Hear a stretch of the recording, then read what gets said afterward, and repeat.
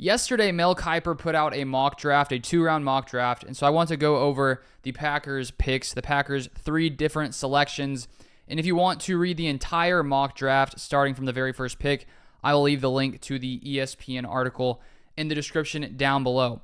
So first off here for the Packers at number 25, he has them taking Amarius Mims, offensive tackle from Georgia. I do think we've seen this guy get mocked to the Packers a few different times. He says this: while it's possible Rasheed Walker, a 7th rounder in 2022, could be the long-term replacement for David Bakhtiari at left tackle in Green Bay, I'd take a tackle with upside here. Again, this is the draft in which teams should pursue a first-round tackle. The 6'8", 340-pound Mims started just 8 games in college, but he was excellent when he was on the field. Once he locks into edge rushers, they get swallowed up in his massive wingspan. He didn't allow any sacks in his career. The Packers have an extremely young offense, and Mims would be another pillar to build around. So it looks like there's going to be a lot of tackles going in round 1. PFF has Mims as the number 6 tackle, with him being ranked number 22 overall. And I do think for the Packers in the first round, so many different things make sense. I don't think one thing necessarily stands out above all the others. When it comes to positional need, maybe in my mind I'd go safety as the top need to add there alongside Xavier McKinney, or maybe even linebacker as well. But the Packers could want to use, not use a first-round pick on a safety or a linebacker. And I could see tackle being selected. I think that maybe with Mims, him only starting 8 games, who knows, maybe if he had more experience, he would be going a lot higher. The Packers get some kind of value there, possibly. But with Bakhtiari gone, Yosh Nijman gone, Runyon Jr. gone, the Packers need to bolster their offensive line depth, and they could do it in round 1, which would be completely different than the way they've operated the past basically 13, 14 years, which is the last time they drafted a offensive lineman in round 1, which was back in 2011. So it could happen. The Packers haven't done it in the past, but I wouldn't be completely shocked. Then the number 41 pick, the first second-round pick, which we got from the Aaron Rodgers trade from the Jets. He has them going Edgar and Cooper, linebacker, Texas A&M, another guy who has been mocked to the Packers a good amount, which makes sense considering I do think the Packers have a need at linebacker.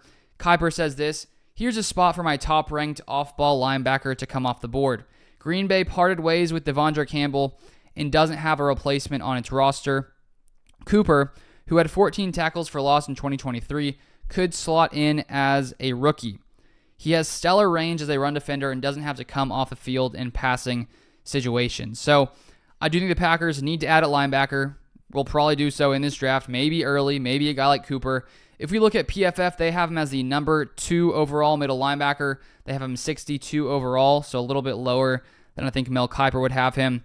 And looking at some of his scouting profiles from different draft experts, PFF specifically believes he's not as good when it comes to his deeper coverage responsibilities, but he's pretty solid in other aspects of his game, and he could pair nicely with Quay Walker. So we'll see there. I do think it makes sense when it comes to need, at least.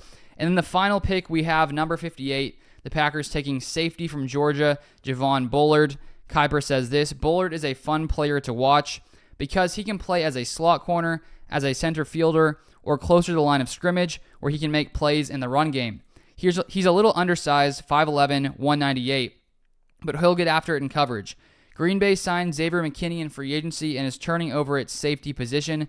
The Packers had just 7 interceptions last season, which ranked 31st in the league. Bullard had 2 picks in 2022 and 2 more in 2023.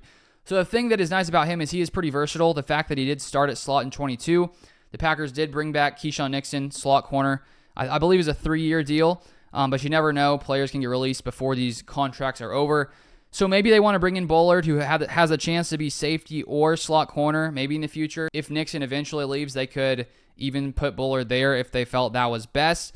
I was looking at some of his, where he played mostly when it came to box and deep safety, when he played safety, and he mainly played as a deep safety. And I'm just not too sure what the Packers want to do there. Do they want a safety who can come in and play more in the box and then let Xavier McKinney mainly be that deep safety? If so, I'm not sure Bullard's the best option. I think he can do it. He just didn't do it quite as much as playing deep. But that's it for this video. If you want more Packers content, feel free to subscribe down below, and I'll see you guys next time.